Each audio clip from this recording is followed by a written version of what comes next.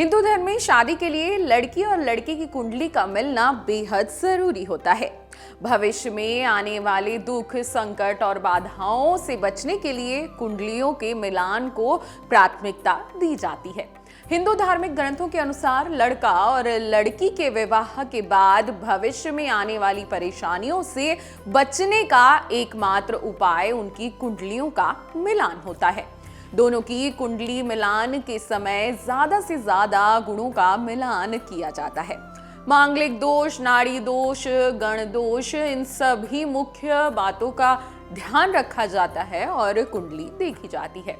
अब शादी से पहले कुंडली मिलान क्यों जरूरी है, ये बहुत लोगों का सवाल होता है।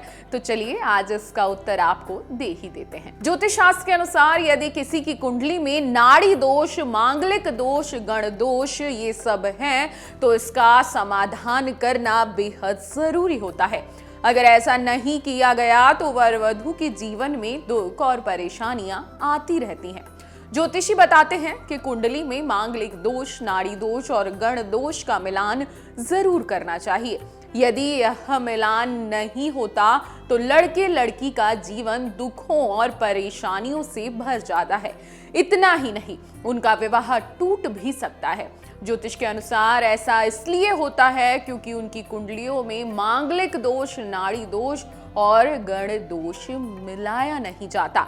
अब शादी के लिए कितने गुण मिलना शुभ होता है, ये भी सुन लीजिए। लड़का और लड़की की शादी से पहले मुख्य रूप से कुंडली में मांगलिक दोष, नाड़ी दोष और गुण दोष को देखा जाता है। कुंडली में कुल 36 गुण होते हैं। यदि किसी लड़के लड़की के 36 में से 32 तक गुण मिलते हैं तो यह सर्वश्रेष्ठ कुंडली का मिलान माना जाता है। शादी के लिए कम से कम कितने गुण मिलने चाहिए, ये भी बहुत लोगों का सवाल होता है, तो इसका भी जवाब सुन लीजिए। विवाह करने के लिए कम से कम 18 गुणों का मिलना बेहद जरूरी माना जाता है। यदि किसी लड़का लड़की के 18 से कम गुण मिल रहे हैं तो उन्हें शादी के बाद दुख, परेशानियों का सामना करना पड़ सकता है।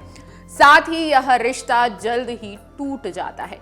माना जाता है कि शादी करने के लिए लड़के और लड़की का मांगलिक दोष सबसे पहले देखना चाहिए। अगर किसी लड़के या लड़की की कुंडली में 1, 4, 7, 8 और 12 भाव में मंगल की दशा या महादशा होती है तो उसी के अनुसार लड़के लड़की की कुंडली का मिलान किया जाता है। इसमें मुख्य रूप से गुण दोष और नाड़ी दोष का मिलान किया जाता है। इन सब का मिलान करने के बाद यदि शादी की जाए तो जीवन में समस्याएं नहीं आती। इसलिए आप जब भी शादी कर रहे हैं, चाहे वो लव मैरिज हो या अरेंज मैरिज, अपने साथी से अपनी कुंडली जरूर मिलवा लें। अगर कुछ पूजा पाठ कराना होगा तो ज्योतिषाचार्य आपको बता देंगे, और नहीं तो आपकी जिंदगी हमेशा खुशहाल ही बीतती रहेगी। अगर आप और जानकारी चाहते हैं या कुंडली मिलवाना चाहते हैं या कुंडली मिलान के बारे में और कुछ पूछना चाहते हैं तो आप हमें कमेंट कर सकते हैं। हम आपके हर प्रश्न का जवाब जरूर देंगे। अगर आपको हमारा ये वीडियो पसंद आया हो तो हमारे चैनल जीवांजलि को सब्सक्राइब करें